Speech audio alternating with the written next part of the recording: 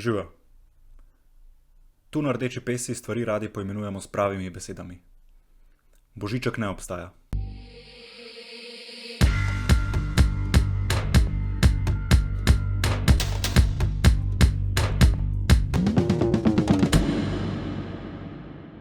Vaša pisma in pakete dostavljajo poštni delavci in delavke. 5krat na teden na 800 000 naslovov. Toliko več dela je letos, ko je med letošnjimi prazniki večina nakupovanja prešlo na splet. V tokratni oddaji Rdeče pese bojo z mano govorili Saša Gržinič in Diana Kos iz Sindikata poštnih delavcev SPD ter Matej Križanec, raziskovalec v Centru za družbeno raziskovanje in bivši pismonoša. Pozdrav vsem in hvala, da ste se odzvali v vabilo Rdeče pese. Pa bi kar začel s tem, kar trenutno najbolj poslušam po medijih, in sicer o preobremenjenosti pošte. Letos naj bi promet paketnih pošiljk se povečal za 40%, novembra, v primerjavi z lanskim novembrom, pa naj bi bil večji za 100%. Razlog ne bi bili te ukrepi za zajezitev pandemije, ki so zaprli trgovine in nakupovanje se je tako preneslo na splet, ampak že kar nekaj časa lahko poslušamo o kapacitetah pošte in sprašujem zdaj, če bi lahko povzela na kratko te probleme, s katerimi se sooča Pošta Slovenije. Ja, mi v bistvu imamo te težave že od prej. Sicer so zdaj eskalirale do onemoglosti ravno zaradi tega korone in zaprtja trga.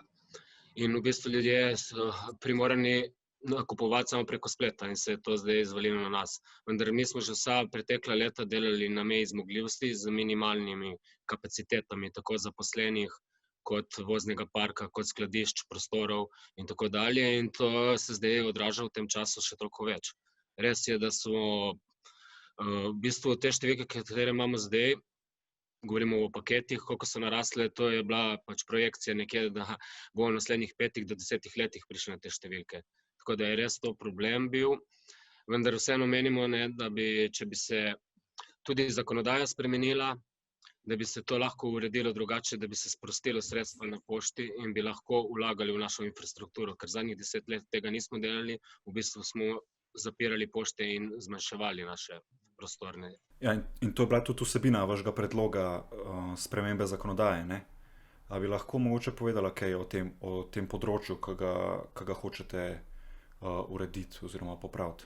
V bistvu 10 let nazaj se je spremenila naša zakonodaja, se je liberaliziral trg in mi nismo več javna ustanova, ampak smo gospodarska družba. In takrat Pošta Slovenije, lastnik od Pošte Slovenije zahteva samo eno in to je doseganje donosa na kapital, torej dobiček. In temu se mi vsakoletno prilagajamo. Na način optimiziranja stroškov dela in manjšanja omrežja in vsega ostalega, kar seveda optimizacija vleče za seboj, zato da bi tem apetitom lahko zagotovili. V bistvu v samem zakonu, v evropski direktivi, katera je podlaga, je predvidela, da ta liberalizacija zna prinesti do tega, da se bo na ruralnih območjih zapirale pošte oziroma tam, kjer so visoki stroški, ne bo bilo sploh interesa, nobene konkurence, da bi delala. In v naši državi, ki smo tako majhna država, ni sploh interesa konkurence delati na tem pisenskem, kjer vsako leto pada storitve. In je ta zakonodaja predvidela način sofinanciranja tega poštnega omrežja, tako da bi v ta sklad, kompenzacijski sklad se kliče, vlagala naša konkurenca. Vsi. Izvajalci dejansko. Katerega bi se krila potem za to poštno infrastrukturo, ker tudi Pošta Slovenije je dolžna od konkurence in od vseh sprejeti delo. Mi ne moremo se obnašati tržno in reči nekaterim našim konkurentom, ne bomo delali za vas in ne bomo delali vaših storitev. Tudi časopisne hiše, ko njihovi dostavljalci zbolijo ali pa imajo neke probleme, enostavno dajo na pošto in mi moramo raznositi še te časopise iz danes na jutri.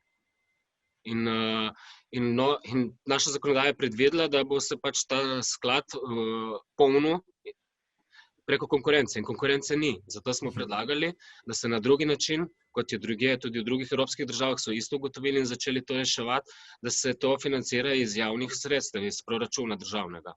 V bistvu je pravzaprav koncept našega predloga je tako ali drugače pravzaprav prilagojen samemu trendu Evropske unije, ki sanira pač ta liberaliziran poštni trg, ne, ker seveda takrat ni nihče mogel vedeti, kakšne bojo posledice tega. Predvideno je bilo, da bo ta trg prinesel nižje stroške, več konkurence, boljšo kakovost, skratka večjo pokritost, ker bo več izvajalcev in en kup prednosti se je predvidevalo. S tem, da realno se nič od tega ni realiziralo, ampak dejansko ta trg samo pravzaprav podražuje storitev, krnijo na ruralnih območjih in seveda je bila ta naša pobuda in zahteva namenjena ravno temu, ker so se tudi druge evropske države prilagodile, da se seveda ta strošek, ki nam je konec koncev naložen strani države, ker smo imenovani kot edini izvajalec, pokrije iz proračuna. Vse, mislim, ni potrebno odkrivati tople vode in tudi mi kot predlagatelji je nismo odkrivali,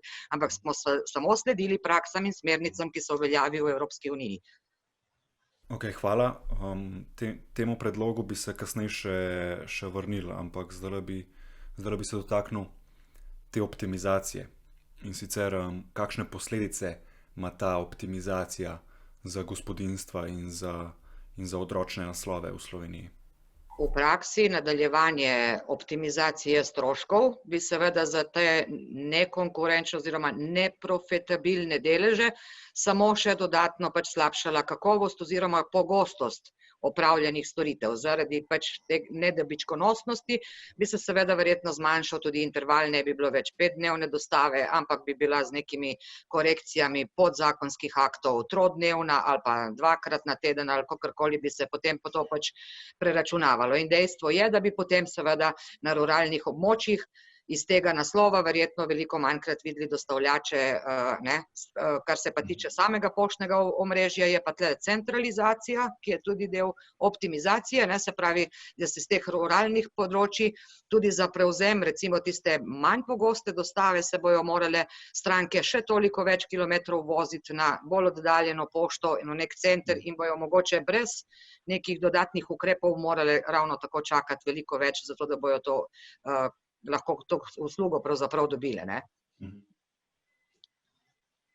Ja, jaz bi mogoče poudaril, da tukaj naletimo na eno klasično protislovje med kapitalistično logiko in namenom javnega servisa, ne.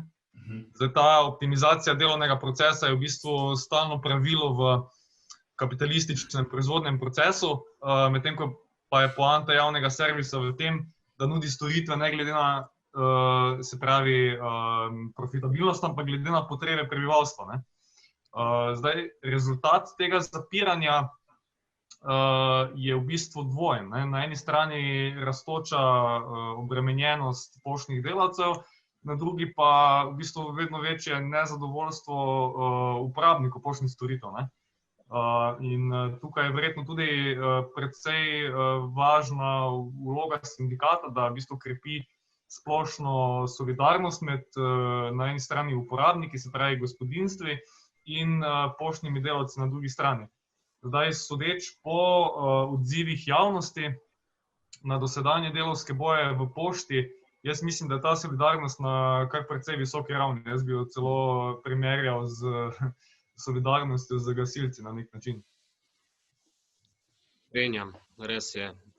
Mislimo, po našem mnenju in tudi večkrat povedano, javnost oziroma uporabniki so pošto in poštarje in poštne delavce na splošno vedno nekako doživljali v podobnem kontekstu kot gasilce, ne? Ja, meni se tudi zdi, da so pismonoše eden bolj priljubljenih uniformiranih poklicev. Matej, omenil si še to drugo stran te optimizacije, in sicer nižanje delavskih standardov. Torej, seveda, ko govorimo o obremenjenosti in kapacitetah, govorimo o delavcih in delavkah. Torej, kako je delati v pošti? Ja, definitivno smo v bistvu vsi zaposleni na pošti pod veliko večjimi bremeni, s tem, da predvsem najbolj izpostavljeni seveda pismonoši, ki so v vseh pogojih na terenu, ni važno, ne. Druga kategorija smo pač zaposleni na poštnih okencih, sicer Meni je izredno zanimivo velikokrat brati komentarje na kakšne članke, takšne in drugačne, ne, pač uporabnikov, ki komentirajo, kjer bom rekla, ne, pismonoši da ne poznajo dobrih poštarjev, ker poznajo samo odlične poštarje, ne, stranke, dočim delavke na šalterju smo pa pregovorno cepljene proti hitrosti, proti razmišljanju, proti pač vsemu, kar je možno, zato ker smo mi odgovorne in krive, zato da nimamo odprtih 5 okenc, kolikor jih imamo na voljo, ampak delamo samo 2, zato ker pač nihče izmed uporabnikov ne vidi seveda v zaledje mase pošiljk, ki jo moramo predelati, obdelati, sprejeti, odpraviti, kakorkoli, in seveda pritisk tudi na nas z zmanjšanjem števila zaposlenih, ne, ker dejansko v letošnjem letu smo spet ponovno priča, potem, ko smo nekako lani postavki dosegli, da se je tudi v manipulaciji, kot rečemo, oziroma na poštnih okencih nekaj začelo zaposlevati ljudi, da smo jih v letošnjem letu takoj pod začetka že tudi večino,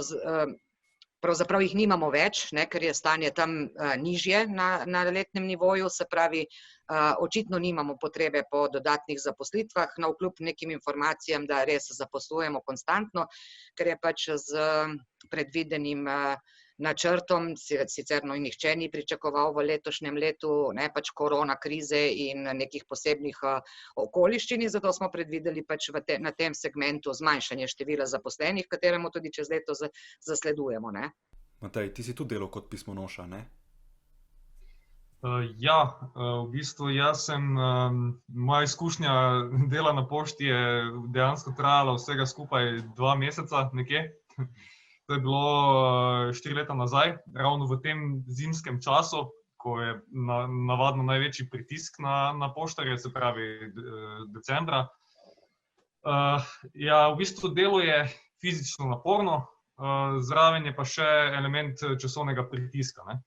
Zdaj, morda niti ne toliko samo zaradi časovne omejitve določenih dostav, ki jih moraš opraviti, ampak preprosto zato, ker če ne želiš delati, se pravi kot novinec, po 9 ali pa 10 ur ali pa še več na dan, moraš delati hitro, ne. To pa je za nekega novinca, ki se komaj uvaja, izjemno težko. Samo uvajanje v bistvu je dokaj kratko, bilo v mojem primeru. Novi poštarji, v bistvu smo začeli delati tako, da smo splavali, kot se reče, in zato je bilo treba dejansko ogromno enega časa, da smo lahko približno prišli se pravi, v te okvire 8-urnega delovnika, ne. Zdaj, tu bi jaz izpostavil, da ena pozitivna stran pri tem je bila, vsaj v mojem primeru, velika solidarnost s strani izkušenejših sodelavcev, ki so bili na pošti že 10 ali pa 15 let zaposleni. Od njih sem tudi precej izvedel o problematiki. Je pa v bistvu na terenu treba izjemno improvizirati. Moraš, se pravi, najprej, jaz sem drugače delal, to nisem omenil, v PLC, se pravi v paketni dostavi v Ljubljani, ne. V bistvu že na začetku delovnega dne moraš razmišljati, kako zložiti pakete, da bo najbolj optimalno, da boš najmanj časa porabil, da si boš olajšal furo, kam najprej iti, kam kasneje, potem tudi kako prekirati, da ne dobiš kazni, ker to poštarji v bistvu iz svojega žepa krijejo, ne, čeprav marsikdaj niti nimajo pogojev nekršenja prometne zakonodaje v bistvu. Potem seveda si odgovoren tudi za vsak paket, ki ga morda izgubiš ali pa ki se ti, ne vem, zmoči, uniči, kakorkoli, ne. Potem pa še seveda za sam material, se pravi v tem primeru kombi, ki pa, ne, si lahko predstavljate, da pri manevriranju po ozkih mestnih ulicah ali pa v dovozih, škarpah pride nemalokrat do, ne vem, se kam nasloniš, kaj takega. In tudi to škodo potem poštar krije iz svojega žepa in to se mu že ob tako nizki plači na koncu meseca še dodatno pozna. Tako da ja, mislim, v mojem takrat, ko sem jaz delal, je bila še ta zadeva, da je bila oprema zelo zastarela. Zdaj, koliko vidim, koliko opažam, je zdaj verjetno že bilo na tem nekaj malega narejenega, ampak takrat smo imeli res zelo zastarel vozni park in tudi to je dodatno vplivalo na varnost na terenu. Ne. Tako da ja, ampak kot ste že prej omenila, sindikalista, seveda, največji problem je pomanjkanje delavcev. To sem jaz občutil, to so občutili tudi moji sodelavci takrat in se recimo spomnim, kako mi je en sodelavec, taki me uvajal, tudi razlagal, da je rekel dobesedno, pred nekaj leti smo delali kot kralji, ker smo lahko opravili vse v tistem zastavljenem roku, zdaj pa dela v bistvu eden dela za 3 po prejšnjih standardih, nekdanjih. Tako da se vidi, res se vidi razlika.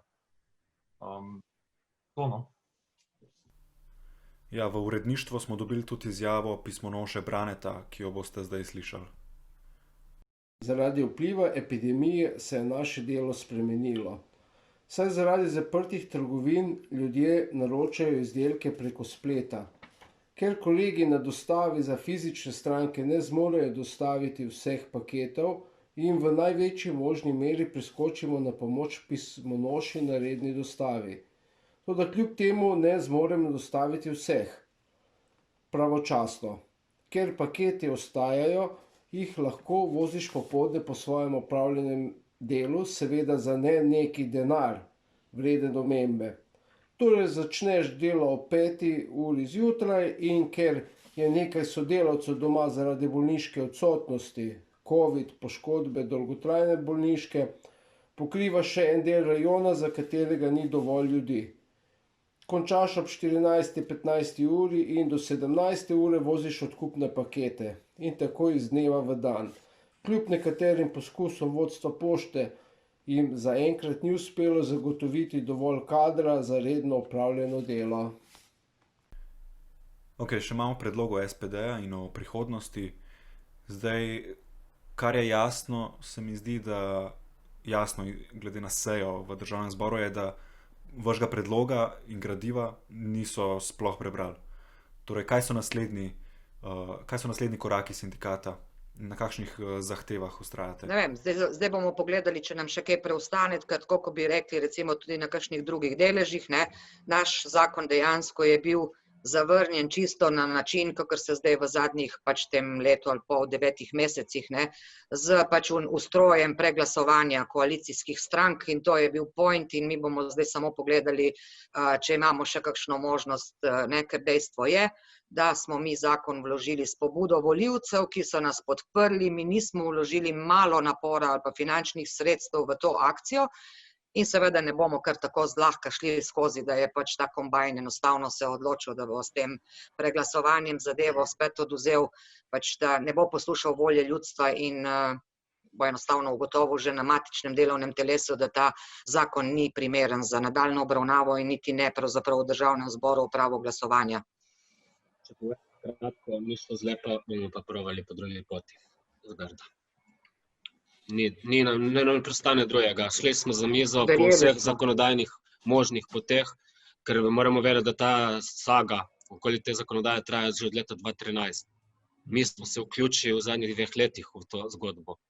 Mi smo verjeli v obstoj pravne države, v voljo ljudstva, v način, kako zadeve potekajo in smo do sedaj korektno, po našem mnenju, to zadevo izpeljali.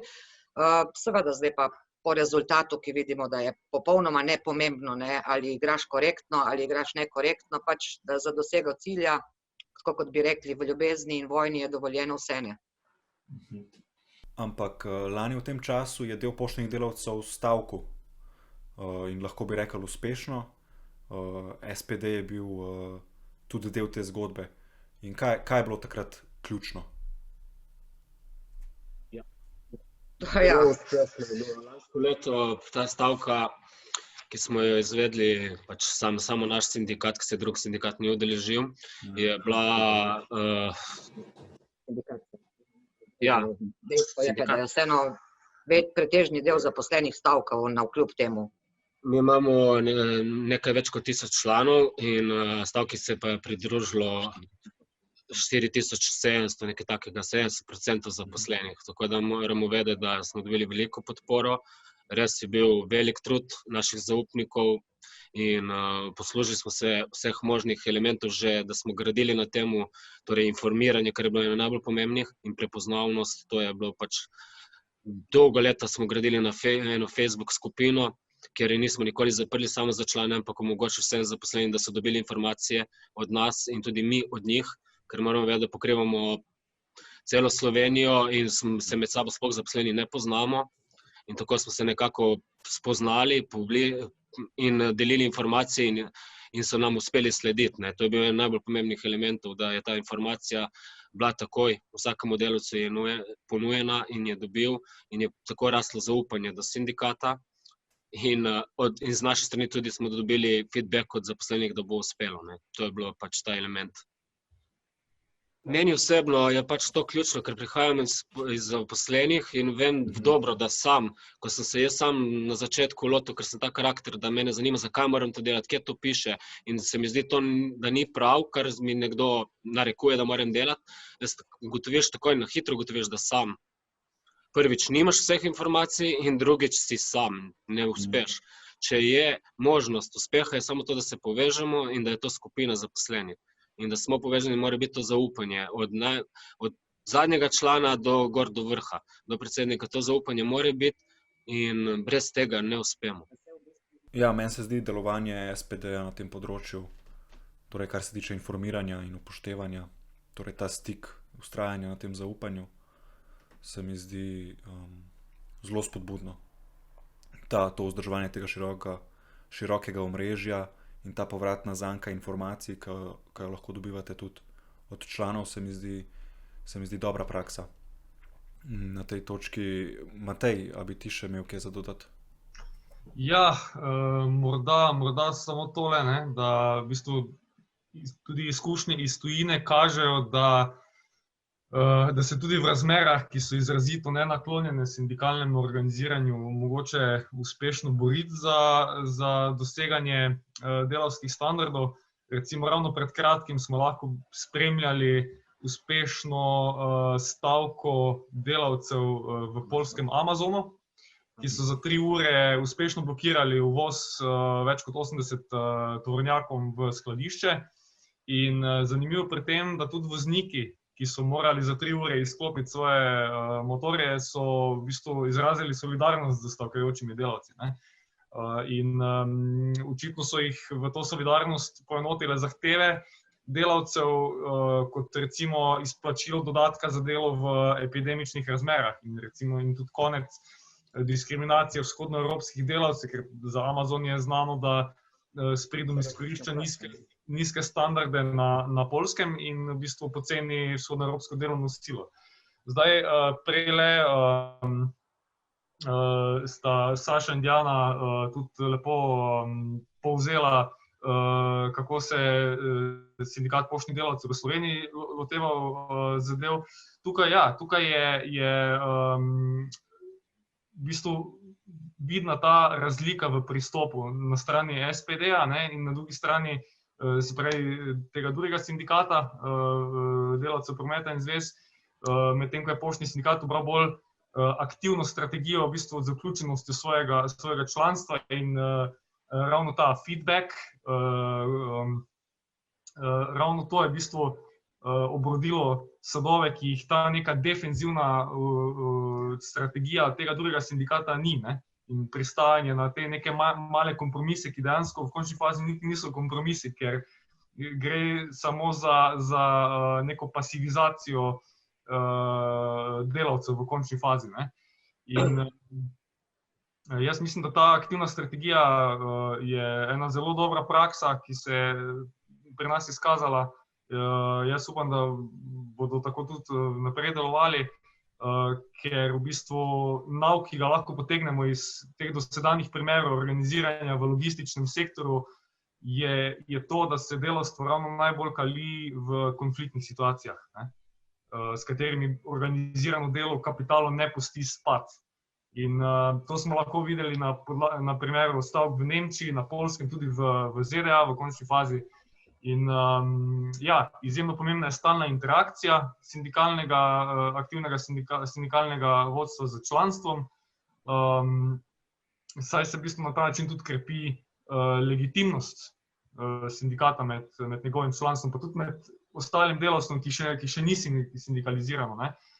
In več kot bo imel v bistvu sindikat organizacijsko sposobnih delavcev, bolj stabilno bazo, večja bo njegova dolgoročna pogajalska moč.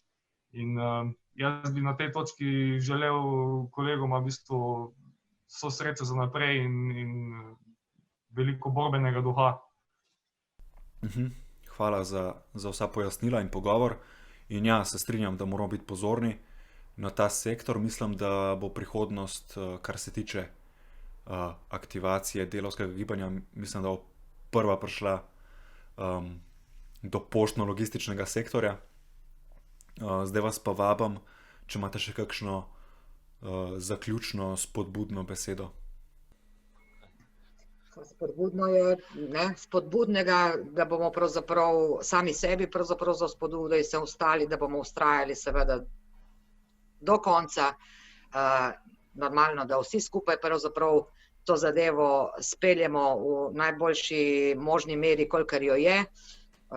Pričakovanje tudi vseeno malo, mogoče prošnja nežnosti vseh, tako uporabnikov kot sodelavcev, do tega, da smo vsi pod enakim pritiskom, sicer se naše delo razlikuje med seboj, ne, ampak kot bi nekako zelo radi pa nas rekli, mi smo vsi v istem loncu, ne, in zdaj se enostavno moramo potruditi vsi skupaj s čim manjšimi poškodbami pravzaprav biti na vrhu tega lonca, da se ne potopimo pravzaprav v njega, no, v tem kontekstu. Strinjam. Ja, jaz bi pa morda dal samo še en apel na gledalce, da zmeraj, ko boste čakali v vrsti pred pošto, da imejte v mislih, da je problem sistemski in da je dejansko problem zaradi tega skupen in da je solidarnost z poštnimi delavci nujna. Tako. Še enkrat hvala, da ste se odzvali vabilu. Mislim, da je bilo informativno, spodbudno in mislim, da bo lažje razmisliti zdaj tudi širše od Kaselca. Eto, ne samo, da ni božička, med trgom in javnimi storitvami ni niti harmonije. Poštarji so organizirani in odločni pri svojih zahtevah in mi smo z njimi. To je bila 6. oddaja Rdeče pese, jaz sem bil Uroš, vi ste naročeni in če še niste, ste vabljeni, da se naročite. Hvala še enkrat vsem sodelujočim, hvala vam gledalcem. Lep pozdrav in živeli poštarji.